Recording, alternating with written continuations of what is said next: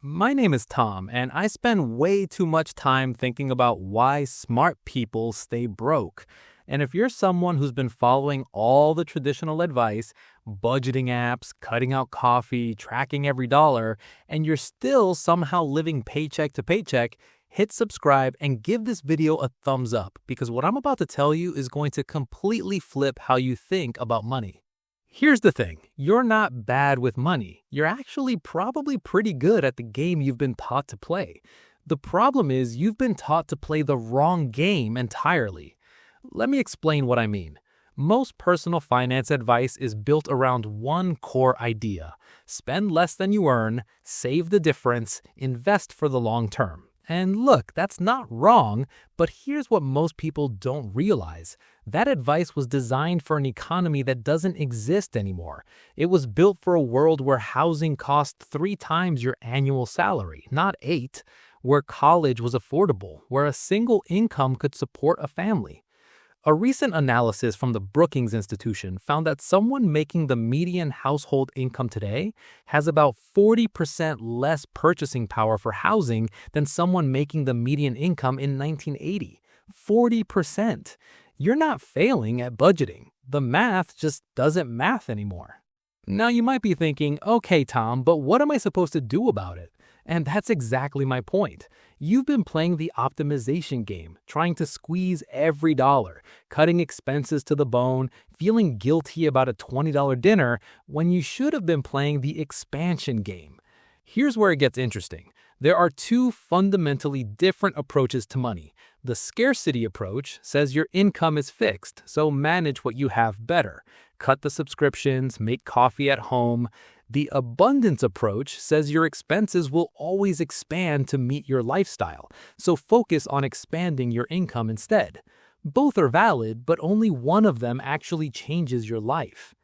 Think about it like this. If you make $50,000 a year and you're an absolute wizard with budgeting, maybe you save 10%. That's $5,000. Incredible discipline. But if you make $50,000 and you spend 6 months learning a high-income skill, freelancing on the side, or positioning yourself for a promotion, you could add $10,000 or $20,000 to your income. Same time investment, completely different result.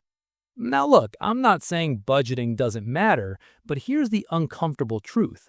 Most people obsess over saving $5 on lunch while completely ignoring the fact that they're under-earning by $20,000 a year. It's like rearranging deck chairs on the Titanic. You're optimizing the wrong variable. And the psychology here is fascinating. We focus on cutting expenses because it feels like control. You can see the immediate result. You didn't buy the coffee, you saved $4, dopamine hit. But increasing your income, that's uncertain. It's uncomfortable. It requires putting yourself out there, learning new things, possibly failing. So we avoid it. We stick with what feels safe, even when safe keeps us stuck. Here's what you need to understand. The game you've been taught to play is about defending what you have. The game wealthy people play is about expanding what's possible. And I know that sounds abstract, so let me make it concrete. The defending game looks like this: strict budget, emergency fund, pay off debt, invest the scraps. The expanding game looks like this: invest in skills, build income streams, use debt strategically, then optimize.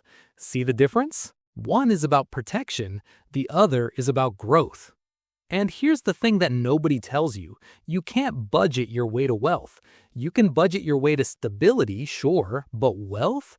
Wealth comes from earning more, building equity, creating value that scales beyond your time. A study from the Federal Reserve found that the top 20% of earners save about 23% of their income, while the bottom 20% actually have a negative savings rate. The difference isn't discipline, it's dollars coming in. Now you might be thinking, okay, Tom, but I have debt, I have bills, I can't just magically start earning more.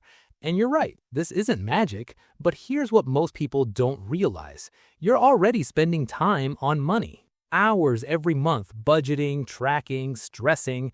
What if you took half that time and put it into something that actually increased your earning potential? An online course, a side project, networking, literally anything that builds your value in the marketplace.